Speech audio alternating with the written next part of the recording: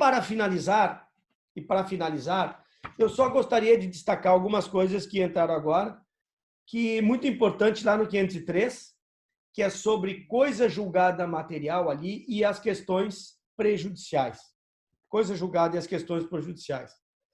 Porque a questão prejudicial no código anterior, né, porque a lei dizia o seguinte, no código anterior, a questão prejudicial não produzia coisa julgada material. Se eu quisesse estender a coisa julgada material para uma questão prejudicial, por exemplo, numa discussão de rescisão contratual, eu quisesse discutir a coisa julgada para aquela cláusula quinta, no código anterior, eu tinha que entrar com uma ação declaratória incidental. Esta ação declaratória incidental do código anterior, do 470 do código anterior, tinha por finalidade estender os efeitos da coisa julgada para a questão prejudicial. Mas eu tinha que propor esta demanda incidental para que a coisa julgada se estendesse à questão prejudicial. Hoje isto não é mais necessário. Não existe mais esta ação declaratória incidental. Não existe. Por quê? Porque, de acordo com 503, vou ler para vocês, hoje o código diz: a decisão que julga total ou parcialmente o mérito tem força de lei nos limites da questão prejudicial, expressamente decididas. Parágrafo 1º. O disposto no caput aplica-se à resolução da questão prejudicial decidida expressamente e incidentemente no processo, se, ou seja, hoje eu não preciso mais entrar com uma ação declaratória incidental para que aquela questão prejudicial decidida no primeiro processo ganhe o selo da imutabilidade, da coisa julgada material. Mas para que isto ocorra, diz o legislador, ele cria quatro, são 3 condições aqui, mas tecnicamente são 4 condições, né? 3 são objetivos. Quais são as condições para que a questão prejudicial passe em julgado? Né? Primeira delas, aqui, então imagine, por exemplo, numa ação de filiação, a filiação sendo discutida numa ação de alimentos. Tá? Então, na ação de alimentos, eu quero que a questão prejudicial da filiação passe coisa julgada.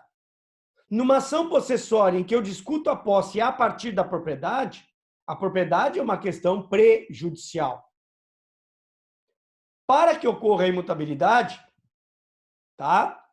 Eu preciso de alguns requisitos. Inciso primeiro, do parágrafo 1º, 503. Dessa resolução depender o julgamento do mérito. Tá?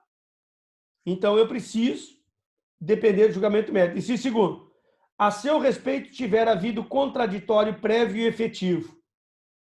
Sob esta questão prejudicial, as partes tenham tido oportunidade de poder discutir previamente. E não se aplica se houver revelia, porque daí não houve contraditório. Inciso terceiro, o juiz tiver competência em razão da matéria e da pessoa para discutir essa questão prejudicial. Então, se eu analisasse isso, eu criaria alguns critérios. Letra A. Então, vejam que hoje já não depende mais do pedido da parte para que a questão prejudicial ganhe o selo da coisa julgada material. Não depende mais do pedido. No código anterior dependia, hoje não depende. Tá? Então, ela vai se dar automaticamente. Ela se dá automaticamente. Ela vai ser decidida expressamente na fundamentação. Então, vejam que o 504 diz que a fundamentação não faz coisa julgada material. Esta é a regra geral. Mas, em se tratando de questão prejudicial, a questão prejudicial é decidida na fundamentação.